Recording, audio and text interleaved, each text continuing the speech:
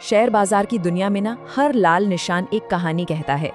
आज हम एक ऐसे ही दिन की कहानी को समझने वाले हैं जब सुर्खियां बाजार की बड़ी गिरावट से भरी हुई थीं।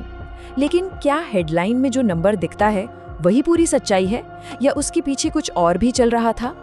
चलिए आज इसी को समझने की कोशिश करते हैं। उसे समझने के लिए चलिए थोड़ा पीछे चलते हैं। ये गिरावट कोई अचानक से नहीं आई। भारतीय बाजार पिछले 3 ट्रेडिंग सेशन से लगातार दबाव में था। मतलब सेंसेक्स और निफ्टी, जो देश की सबसे बड़ी कंपनियों की सेहत बताते हैं, वो पहले से ही थोड़े कमजोर चल रहे थे। और ये आंकड़ा है जिसने सबका ध्यान अपनी तरफ खींचा। पिछले सिर्फ 3 कारोबारी दिनों में सेंसेक्स 1144 पॉइंट नीचे आ गया था। ये काफी बड़ी गिरावट है और इससे साफ पता चल रहा था कि मार्केट में कहीं ना कहीं एक बेचैनी तो है। तो 3 दिन की इस गिरावट के बाद आज यानी 7 जनवरी 2026 को मार्केट ने आखिर किया क्या? चलिए देखते हैं कि दिन के आखिर में हमारे मेन बेंचमार्क इंडेक्स का क्या हाल रहा। का जो सिलसिला था वो आज भी नहीं थमा। सेंसेक्स 0.12% और निफ्टी 50 0.14% की मामूली गिरावट के साथ बंद हुए। अब देखने में तो ये नंबर बहुत बड़े नहीं लगते हैं ना, लेकिन पॉइंट ये है कि ये लगातार तीसरा दिन था जब मार्केट लाल निशान में बंद हुआ और ये एक नेगेटिव ट्रेंड की तरफ इशारा करता है। सब जानते हैं ना कि इंडेक्स की कहानी वो कभी पूरी कहानी नहीं होती। इस बड़ी तस्वीर के पीछे अलग अलग कंपनियों की अपनी अपनी लड़ाई चल रही थी। कुछ शेयर आज के हीरो बने तो कुछ बुरी तरह से पिट गए।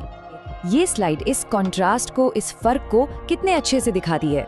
एक तरफ थी टाइटन कंपनी जिसका शेयर लगभग 4% उछल गया, वहीं दूसरी तरफ थी फार्मा कंपनी सिप्ला जो 4% से भी ज्यादा टूट गई। सोचिए, एक ही दिन में मार्केट के 2 बिल्कुल अलग अलग चेहरे। उन शेयरों को देखते हैं जो आज चमक रहे थे। टाइटन के अलावा विप्रो, HCL टेक और इन्फोसिस जैसे बड़े नाम इस लिस्ट में हैं। यहाँ एक पैटर्न तो बिल्कुल साफ है, IT स्टॉक्स में जबरदस्त मजबूती थी। अब सवाल ये है कि ऐसा क्यों हुआ? देखिए, अक्सर होता क्या है कि जब डॉलर के मुकाबले रुपया थोड़ा कमजोर होता है या फिर अमेरिकी बाजारों से कोई अच्छी खबर आती है तो IT स्टॉक्स में तेजी आती है, क्योंकि इससे इन कंपनियों की कमाई बढ़ने की उम्मीद हो जाती है। और अब बात करते हैं उन शेयरों की जो आज पिट गए। सिप्ला के साथ साथ मारुति सुजुकी और टाटा मोटर्स जैसे ऑटो के दिग्गज भी इसमें शामिल थे। यहाँ भी देखिए, कई अलग अलग सेक्टरों पर दबाव साफ दिख रहा है। ऑटो शेयरों में गिरावट के पीछे वजह हो सकती है बिक्री के आंकड़ों की चिंता या फिर लागत का बढ़ जाना।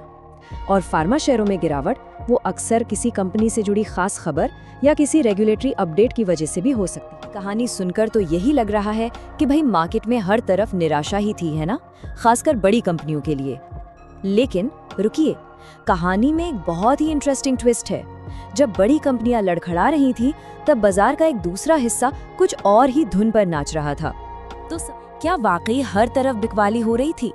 क्या हर कोई अपना माल बेचकर निकल रहा था या फिर मार्केट की गहराई में कहीं और पैसा बन रहा था? चलिए आंकड़ों को जरा और करीब से देखते हैं। ये देखिए, यही है असली कहानी। जहां एक तरफ सेंसेक्स और स्मॉल कैप इंडेक्स लाल निशान में थे, वहीं दूसरी तरफ BSE मिड कैप इंडेक्स करीब 0.5% के बढ़त के साथ बंद हुआ। इसका सीधा मतलब ये है कि मजहूली कंपनियों ने बड़ी कंपनियों को आज पछाड़ दिया। तो ऐसा हुआ क्यों?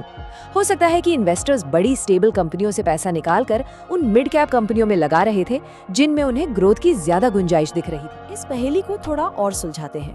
अब अलग अलग शेयरों से हटकर पूरे के पूरे सेक्टर्स पर नजर डालते हैं। देखते हैं कि आज का दिन किन इंडस्ट्रीज के नाम रहा और कौन सी इंडस्ट्रीज पीछे रह गई। ये स्लाइड पूरी पिक्चर एकदम क्लियर कर देती है। एक तरफ था IT सेक्टर जो लगभग 2% की शानदार तेजी के साथ आज का स्टार परफॉर्मर रहा, और दूसरी तरफ ऑटो, टूरिज्म और ऑयल एंड गैस जैसे सेक्टर्स में भारी बिकवाली का दबाव था।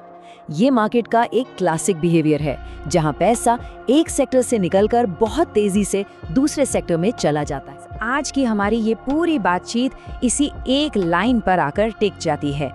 याद है, हमने शुरुआत की थी 1144 अंकों की गिरावट की हेडलाइन से।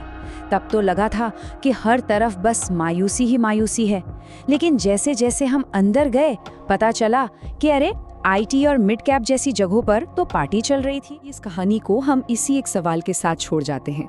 यह हमें क्या सिखाता है? यही कि जब मेन मार्केट यानी हेडलाइन लड़खड़ाती हुई दिखे तो मौके कहीं और छिपे हो सकते हैं।